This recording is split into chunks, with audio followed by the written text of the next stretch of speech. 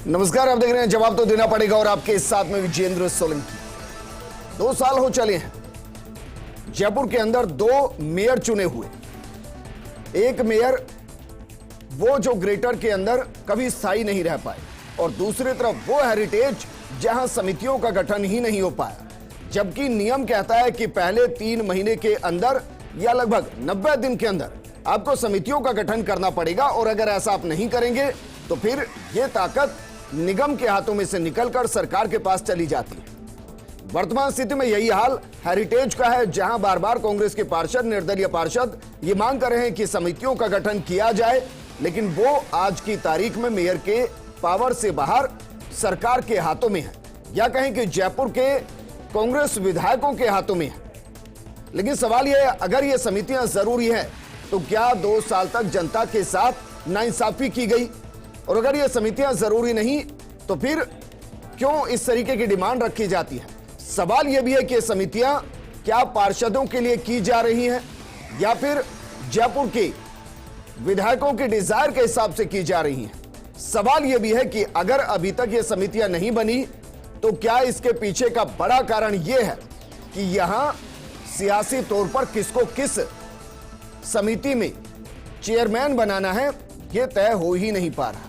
लेकिन सवाल वही है कि 6 बार धरने, आज भी धरना, इसका अंत क्या हो?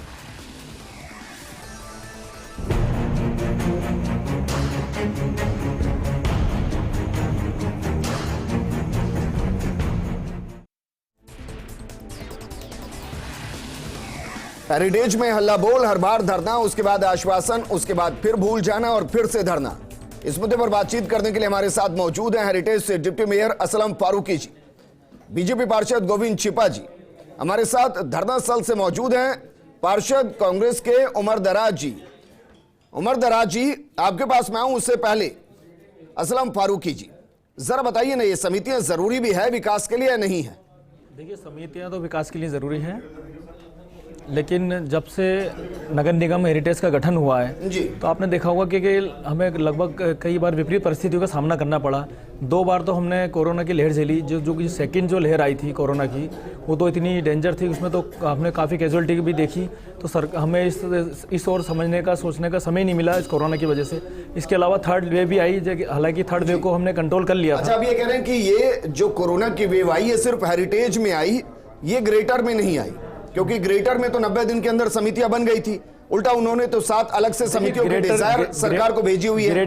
हेरिटेज में ज्यादा कोरोना था। देखिए, वो बात नहीं है, ग्रेटर को बनाना इसलिए आवश्यक था क्योंकि अगर ग्रेटर कमेटी नहीं बनाते तो राज्य सरकार को चली जाती। अब चूंकि विपक्ष की सरकार है तो उनके लिए तो ये मजबूरी थी, लेकिन हमें राजस्थान की जनता को जवाब भी देना था, कोरोना से कंट्रोल करना था। और आप खुद मानोगे इस बात को, हर टीवी चैनल ने, माननीय प्रधानमंत्री ने भी माना है कि राजस्थान सरकार ने जिस तरह कोरोना को कंट्रोल किया उस तरह किसी भी नहीं किया। राजस्थान को एक मॉडल के रूप में पेश किया गया और भीलवाड़ा का तो इंटरनेशनल मॉडल बनाया गया। कोरोना को गए कितने महीने हो गए, कितने साल हो गए? इसके अलावा मेरी बात सुनिए, इसके अलावा अभी आपने देखा होगा कि राजस्थान सरकार ने प्रशासन गांवों के संग, शहरों के संग अभियान चलाया, उसमें भी व्यवस्था इतनी रही कि सरकार और सरकारी तंत्र सब उसमें व्यस्त रहा।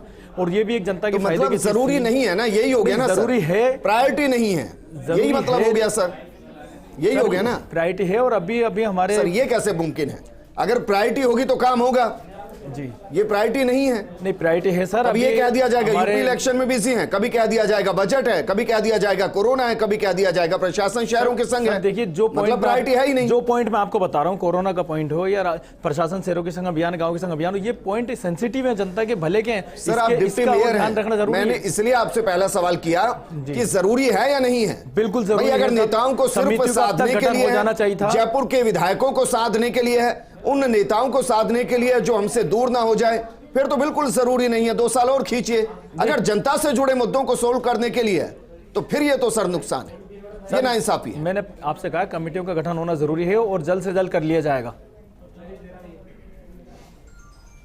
2 साल में, अगले 2 साल में नहीं। अभी हमारे जयपुर शहर अध्यक्ष प्रताप सिंह जी खुद अपनी तरफ से स्टेटमेंट देखे गए, कमिटमेंट देखे गए कि 7 दिन के किसको गठन करना होता है, पावर किसके पास होती है? ये पावर राज्य सरकार के पास है। तो राज्य सरकार में नहीं, राज्य सरकार में किसके पास सर? यूडीएच विभाग के पास? यूडीएच विभाग के पास जी। तो प्रताप सिंह जी, रफीक खान जी, महेश जोशी जी, क्या यूडीएच के अंडर आते हैं? देखिए, यूडीएच जो मंत्रालय है वो अपने अपने स्थानीय विधायक के डिजायर पे तो काम करेंगे ना, डायरेक्ट तो कैसे। हाँ, मतलब वही कि डिजायर के आधार पर समितियों का गठन होगा, जरूरत के आधार पर नहीं। फारूकी जी, यही मतलब है ना कि विधायकों के डिजायर के हिसाब से गठन होगा, उसके डिजायर के हिसाब से चेयरमैन चुने जाएंगे, जरूरत के हिसाब से नहीं। इसमें ये चीज देखनी पड़ती है कि जनता को किस रूप में फायदा दिया जा सकता है। तो स्थानीय एमएलए इस बारे में ज्यादा जानकारी रखते हैं। सभी समाज वर्गों को बराबर का इसमें अधिकार दिया जाता है, सभी तरह विधानसभाओं को बराबर देखा जाता है। सारी जो तुलना है ये जो स्थानीय एमएलए वही कर सकते हैं। इसमें सर ये तो बीरबल की खिचड़ी है, इस हिसाब से तो ना जाने कब पकेगी। दूर कहीं उजाला है, दूर कहीं दिया जल रहा है और हांडी के अंदर खिचड़ी पक रही है। अब उसकी तपन से कितनी तप बनेगी ये या तो आप जानते हैं, फारूक जी जानते हैं।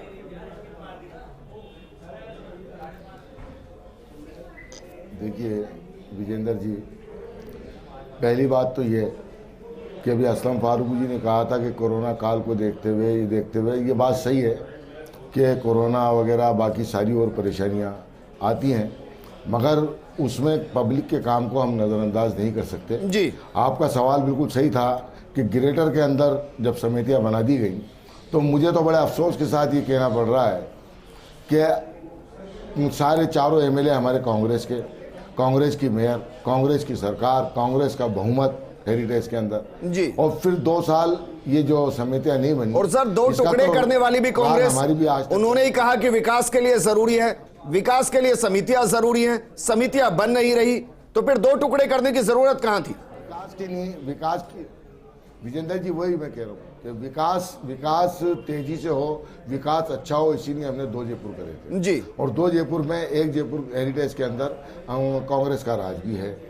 अब 2-3 दफे आश्वासन हमें मिले, अब क्या मजबूरी इन एमएलओ की रही, हमारे तो आज तक समझ में नहीं आता कि चारों एमएलए एक साथ आज तक नहीं बैठ पाए जी हैं। वो कहते हैं महेश जोशी जी को टाइम नहीं मिल रहा है, रफीक भाई कहते हैं कि साहब अमीन भाई को टाइम नहीं मिल रहा है, अमीन भाई कह देते हैं साहब प्रताप जी को टाइम नहीं मिल रहा है।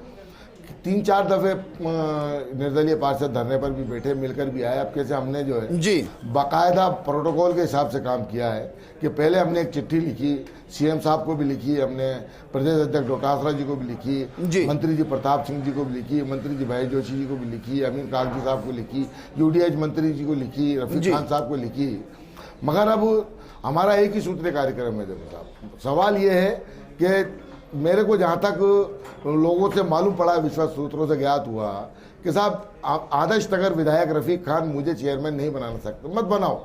लड़ाई इंडिविजुअल किसी आदमी की नहीं है। आप अगर पहली फुर्सत में नाम काटना चाहते हो रफीक खान जी, मैं आपके माध्यम से कहना चाह रहा हूँ, बिल्कुल काट दो आप मेरे नाम। मगर बाकी के जो पार्षद हैं, जो कांग्रेस के हैं, जो निर्दलीय जिनसे आपने कमिटमेंट किया है, उनके अधिकारों का हनन तो मत करो। आज जनता के बीच में हम किस मुंह से जाएं जी? आज जनता के बीच में हम ये कह के जाए कि हम कांग्रेसी पार्षद हैं, कांग्रेस का बोर्ड है, हम चेयरमैन नहीं बन पा रहे, जनता के विकास को नहीं कर पा रहे। 1 साल बाद हमारी कांग्रेस का चुनाव है, हम कांग्रेस के सिपाही हैं, हमने कांग्रेस को हमारी जिंदगी के 25-30 साल दिए हैं जी। और पिछले 20 साल से नहीं सर, मुझे तो एक लाइन में समझाइए, आप ये कह रहे हैं कि शहर के नेताओं के चक्कर में समितियां फंस गई हैं। प्रताप जी आज भी आए थे और प्रताप जी ने आज भी कहा था कि बहुत सॉफ्ट कॉर्नर है प्रताप जी का हमारे और प्रताप जी ने कहा बिल्कुल अधिकार है आपका और आप अपना अधिकार मांग रहे हो, समितियां बननी चाहिए, मगर कोई परिस्थितियां ऐसी थी कि जिन परिस्थितियों की वजह से हम नहीं बना पाए। क्या वजह रही, मगर हम आज और कल में 2-4 रोज के अंदर हम सारे एमएलए एक साथ बैठेंगे और बैठ के हमारा प्रपोजल बना करके हम यूडीएच मंत्री को दे देंगे। ठीक है सर, वापस मैं आपके पास आऊंगा। हमारे साथ बीजेपी पार्षद गोविंद छिपा जी भी हैं। गोविंद छिपा जी, जरा बताइए, सच में ये जो समितियां नहीं बन रही, इसकी वजह से हेरिटेज में काम को कोई असर हो रहा है? देखिए विजेंद्र जी, मैं आपके माध्यम से अपने समस्त दर्शकों को केवल 1-2-3 लाइनों में अपनी बात नटशेल में बताना चाहता हूं। इस सरकार की मंशा और नीयत ये शुरू से ही ठीक नहीं रही है। बात केवल जयपुर नगर निगम की नहीं है।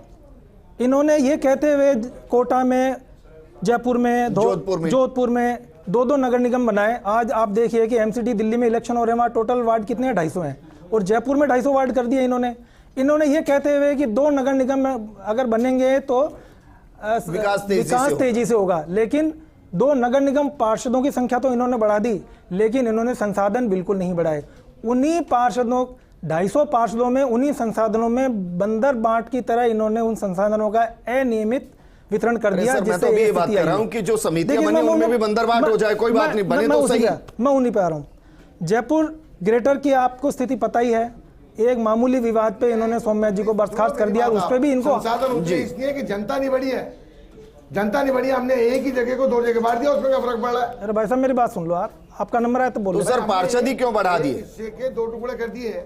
अब देखिए इनकी मजबूरी बताऊं सर क्या है?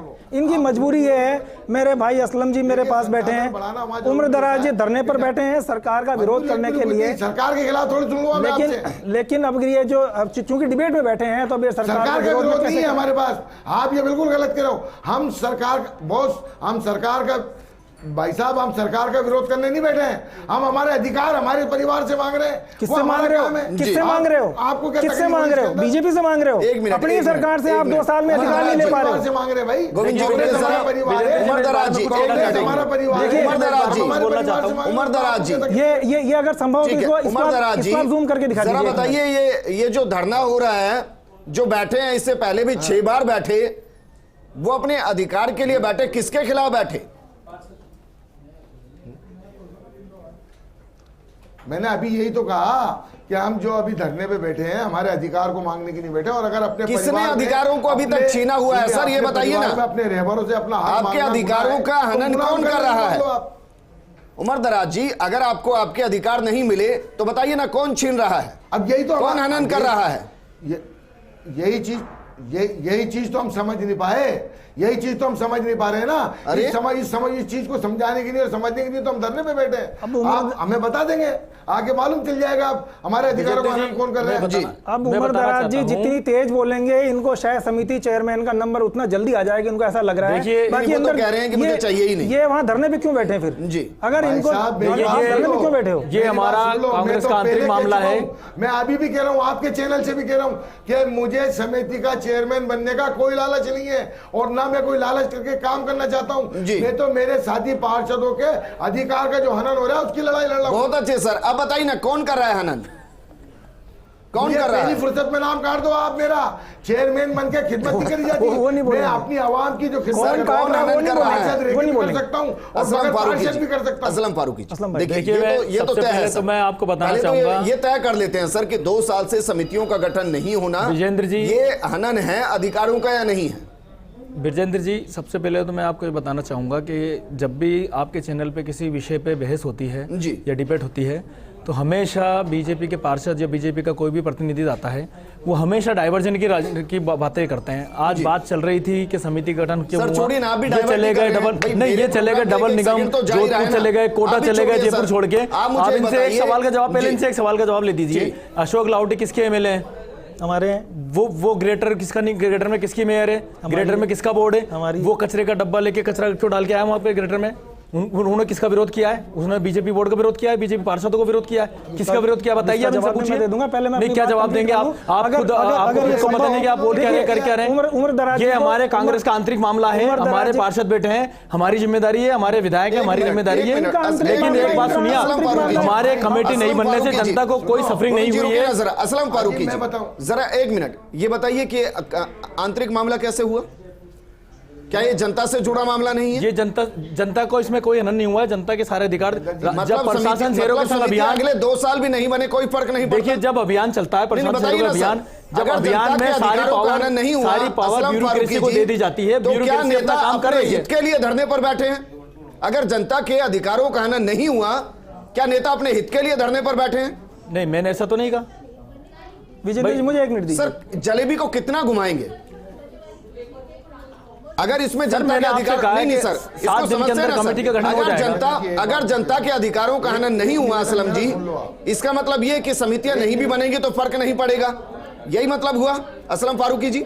देखिए, जो समितियों के कार्य क्षमता जो कार्य मुझे हाँ या ना में बता दीजिए। ब्यूरोक्रेसी में डाइवर्ट, जब तक समिति नहीं बनती अभी अच्छे से काम हो रहा है, देखिए आप बात सुनने को तैयार ही नहीं। मैं क्या जवाब सर, आप दूं? बताइए ना। सर, ब्यूरोक्रेसी में सारे अधिकार डाइवर्ट होते हैं। जब तक समिति नहीं बनेगी, ब्यूरोक्रेसी अपना काम करती है। जनता कभी सफरिंग नहीं होती, जनता का कोई काम नहीं रुकता है। मतलब समिति नहीं भी बनेंगी तो जब कोई समिति फर्क बन नहीं जाती है पड़ता। तो जनप्रतिनिधि उसको अपने स्तर पे देखते हैं, तो मैं उससे तो जनता को public लाभ domain- मिलता है। मैं तो नहीं, उससे public जनता को domain लाभ में मिलता कर रहा हूं है। सर। जब जनप्रतिनिधि चेयरमैन के रूप में काम करते हैं तो जनता, क्योंकि जनता और ठीक है। जनता की भलाई का ज्यादा ध्यान उमर रखते दराज जी, हैं, इसलिए होना। उमर दराज जी, सर अगर समितियां नहीं बनती तो कोई फर्क नहीं पड़ रहा है, किसी के अधिकारों का हनन नहीं हो रहा है, जनता को सारी सुविधाएं मिल रही हैं। नहीं, फर्क पड़ रहा है ना, मैं खुद कह रहा हूँ। अरे सर, कह रहा हूँ ना, फर्क पड़ रहा तो है। आपके डिप्टी मेयर झूठ बोल रहे हैं। फर्क पड़ रहा है, अफसरशाही हमारे पे हावी हो रही है।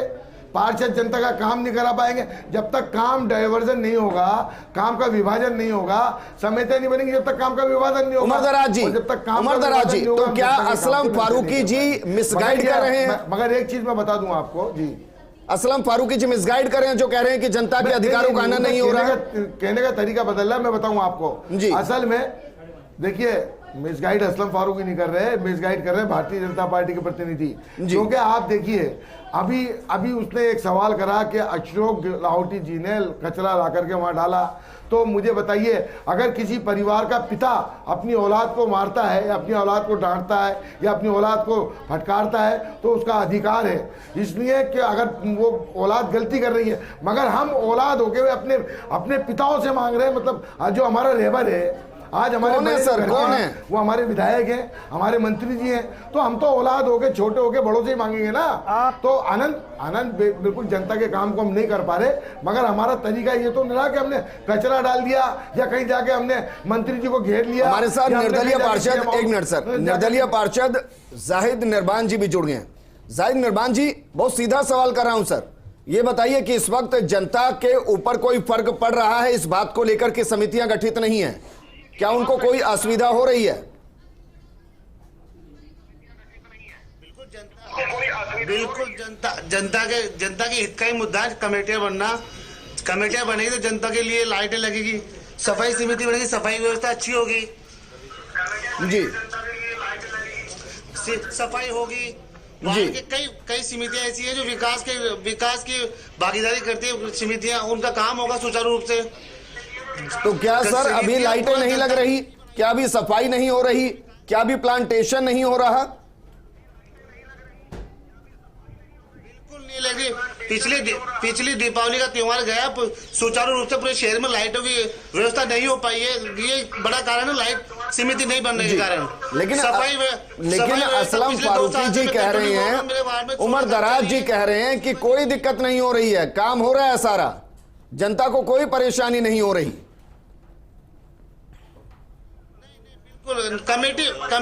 कमेटी बनेगी सर तो सुचारू रूप से काम हो पाएगा पूरा। कमेटी नहीं बनने से अभी तो हम काम कर पाएंगे। अभी अफसरशाही लागू हो रही है हमारे पे। एक अधिकारी एक सफाई व्यवस्था सही हो पाएगी, लाइट व्यवस्था सही हो पाएगी। अधिकारियों को सुनने ही नहीं बैठेगा। अफसर हमारी बात नहीं सुनता कोई भी सर। जी ठीक है सर, रुकिए आप, रुकिए।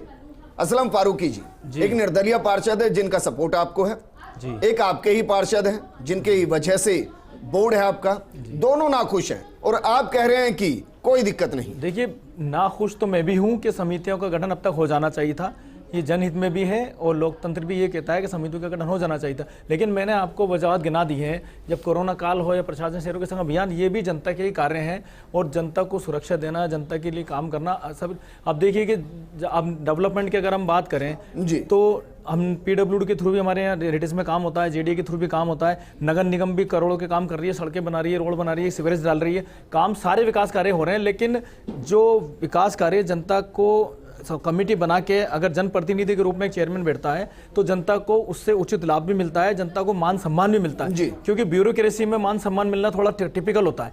ब्यूरोक्रेसी में आप काम तो करा सकते हो लेकिन मान सम्मान तो जनप्रतिनिधि जनता को दे सकता है। तो इसलिए ये कमेटी का गठन इसलिए होना है ताकि जनता को मान सम्मान मिले। जी, मान सम्मान के साथ साथ उनकी कार्यशैली भी बढ़ेगी जनता की। तो मतलब फिर हनन हो रहा है। मैं तो कंक्लूजन ही चाहता हूं सर। अच्छा, मैं एक बात मुझे पता चले कि जनता के लिए फायदेमंद है या नहीं। पूछना चाहता हूं, मेरी डिप्टी मेयर से एक बात पूछना चाहता हूं। पूछ लीजिए सर, आपके डिप्टी मेयर हैं। विजेंद्र जी, मैं एक ही बात मेरे डिप्टी मेयर से पूछना चाहता हूं। क्या मैं हमारी महापौर मुनेश गुजर जी और हमारे डिप्टी मेयर असलम फारूकी जी का फर्ज नहीं बनता है क्या कि ये अपने पार्षदों के अधिकारों की लड़ाई लड़ें? ये जाके आगे मंत्रियों से बात करें या आगे जाके जीडीएच मंत्री शांति धारीवाल जी से बात करें, करते नहीं क्या सर? जी से बात करें या महेश जी से बात करें या रफीक खान से बात करें, अमीर खान जी से बात करें? उमर दराज जी क्या नहीं करते? 2 साल हो गए, क्या कर रहे हैं 2 साल से? मैं इसका जवाब दे दूं? दे दीजिए। देखिए, कल जब पार्षद धरने पे बैठे थे, आपके घर की लड़ाई आप सुलझा लीजिए सर। रात में, दिन में भी पार्षदों से मिला था और रात को 11-12 बजे भी मैं पार्षदों से मिलकर आया था और मैंने खुद ये कहा था पार्षदों से कि ये जनहित के साथ साथ लोकतंत्र की सुरक्षा भी काम है और इसमें मैं आपके साथ हूं, पूरी तरह साथ हूं। और आज सुबह ही मैं माननीय महापौर महोदय के साथ 4 विधायकों से व्यक्तिगत मिलकर आया हूं। कम से कम 4 घंटे का ट्रिप रहा। उसके बाद अमीन कागजी, हमारे प्रताप जी, भाई धन्यवाद है आपका, आज आप मिलो। सर धन्यवाद की बात नहीं है, धन्यवाद की बात नहीं। आप भी जानते हो कि ये अधिकार क्षेत्र राज्य सरकार का है, मेयर डिप्टी मेयर का अधिकार क्षेत्र खत्म हो गया। लेकिन मेयर डिप्टी मेयर का नहीं, असलम फारूकी जी मुझे बताइए कि कोई एक बताइए ना जिसके माध्यम से काम होने, वो तो शांति धारीवाल जी होंगे जी, अगर मैं गलत नहीं तो शांति धारीवाल जी के पास जाइए ना, अलग अलग विधायकों के पास। धारीवाल जी को हमने चिट्ठी लिखी है, नगर निगम की तरफ से चिट्ठी गई है उनके पास, हम उसका वेट कर रहे हैं, उनका जवाब आ जाएगा। तो सीधा उनसे मिलिए ना सर जी, विधायकों के पास क्यों जा रहे हैं, मुझे समझाइए सर। बिल्कुल, शांति धारीवाल जी, आज वो दिल्ली गए हैं, पर कल उनको कोटा में प्रोग्राम है, परसों हम उनसे जाके जरूर मिलेंगे और चिट्ठी हम लिख चुके हैं वहाँ पे उनको। अब ये कह रहे हैं कि विधायकों के चक्कर में समितियां नहीं बन रही, इसलिए पहले उनको खुश करना जरूरी है। नहीं, विधायकों का मामला ऐसा है कि जो प्रतिनिधित्व तय किया जाता है वो स्थानीयता के साथ, समितियां बनेंगी भी नहीं। विजेंद्र जी, ये बात सच्ची है। ये स्थानीय जो कारण होते हैं उनको विधायक ज्यादा जानते हैं, उसके अकॉर्डिंग डिसीजन होता है। बात मैं आपको पक्की कह रहा हूँ जी कि अभी असलम फारूकी जी ने पिछली दफे कहा था, अभी इससे पहले कहा था असलम फारूकी जी ने कि जब तक विधायकों की डिजायर नहीं जाएगी बिल्कुल नहीं बनेगी समितियां। अभी हमसे प्रताप जी भी कह गए, 1 मिनट सर, डिजायर का मतलब समझाइए। डिजायर मतलब भाई साहब रात को आके कह गए हम लिख के पहुंचा देंगे, मगर रफीक खान अभी तक नहीं आए। रफीक खान ने नहीं कहा हमसे आगे अभी तक कि साहब मैं लिख के पहुंचा दूंगा। ठीक है सर, मेरे पास वक्त की कमी है। प्रताप जी मिलने आगे, अमीन कागजी जी मिलने आगे, महेश जोशी जी मिलने आगे। देखिए उमर भाई, ये आपकी व्यक्तिगत लड़ाई है, आप उसको रखिए, ये हेरिटेज का मामला है, ये हेरिटेज का मामला है। ऐसा नहीं है कि सिर्फ एक समिति नहीं बनी, 21 में से एक भी समिति नहीं बनी अभी तक। आपने इन दोनों को पर्याप्त वक्त दे दिया है। मैं निवेदन करता हूँ उमर दराज जी का ऑडियो थोड़ा आप डाउन करें। उमर दराज जी अब रुकिए सर प्लीज, आप थोड़ा हमारी भी सुन लीजिए। देखिए, अब उमर दराज जी को बुरा लगा कि साहब हमने से सरकार के खिलाफ क्यों बोला। हम नहीं बोल रहे हैं, हाई कोर्ट बोल रही है। 10 तारीख को हाई कोर्ट ने फटकार लगाई है आपको। बताइए क्या बोला। ये इसको अगर आप जूम करके पढ़ के सरकार को फिर प्लीज पढ़ लीजिए ना, फारूकी भाई पढ़ लीजिए उसको। आप इतना उत्तेजित क्यों रहे हैं, आप तो उपमहापौर हो। सरकार को फिर झटका, सरकार को फिर झटका। ब्यावर नगर सभापति का निलंबन हाईकोर्ट से रद्द। और इसकी आखिरी लाइन जूम करके मैं दिखा रहा हूं, ऐसा लगता है मानो सरकार का रवैया द्वेषतापूर्ण हो। देखिए इसका मुझे बताइए, समितियों से क्या लेना देना। अब ये डाइवर्जन की राजनीति, मुझे भी इनके सवाल का जवाब दे दीजिए। मैं इनके सवाल का जवाब दे देता हूं। कार्यपालिका अपना काम कर रही है, न्यायपालिका अपना काम कर रही है। आज मैं आपको कल के अखबार की कटिंग लाके देता हूं। अखबार ये कह रहा है कि जब से केंद्र सरकार बनी है, जब से मोदी सरकार बनी है, 95% विपक्ष के नेताओं पे ईडी के, सीबीआई के किसी भी नगर पालिका को स्थिरता से काम करने देने का नहीं है, ये कहना चाहता हूं मैं। हाईकोर्ट भी यही कह रहा है। अरे सर, मैं ये पूछ रहा हूँ इसका समितियों से क्या लेना देना। अजी भारतीय जनता पार्टी के जितने, अरे सर नगर निगम कोई नहीं मान रहे, समितियां तो बात की चीज है। करना है, आप बात करो जयपुर नगर निगम की। आप क्यों बात कर रहे हो, क्यों डाइवर्ट कर रहे हो? आप मुद्दे को डाइवर्ट क्यों कर रहे हो? क्या आप कहना क्या चाह रहे हैं? जिसे मैं कह रहा हूँ, प्रोग्राम को क्लोज कर दें। विजेंद्र जी, प्रोग्राम को क्लोज देखिए विजेंद्र जी, ये लोकतंत्र है, कार्यपालिका अपना। अगर आप तक आवाज आ रही है, एक लाइन में बताइए, आश्वासन से काम चल जाएगा या धरने पर तब तक बैठे रहेंगे जब तक समितियों के गठन के ऑर्डर नहीं होंगे? जब तक ऑर्डर समितियों के गठन के नहीं होंगे, हम धरने पे बैठे रहेंगे जी। और जिस दिन इनकी समितियां गठन होंगी, ये बोर्ड ही गिर जाएगा। मैं कह के जा रहा हूं आज। चलिए, शुक्रिया हमारे साथ जुड़ने के लिए। इतने जी, सवाल मैंने आपसे किया था, उमर दराज जी ने सवाल का जवाब दे दिया। असलम फारूकी जी आपका भी शुक्रिया और गोविंद जी आपका भी शुक्रिया। समितियों का गठन इसलिए किया जाता है ताकि अलग अलग कामों को अलग अलग समिति के माध्यम से तेजी से जनता तक पहुंचाया जा सके। लेकिन ऐसा लग रहा है कि शहर की सियासत में ये समितियां कहीं फंस गई हैं, इनको ढूंढने की जरूरत है। नमस्कार।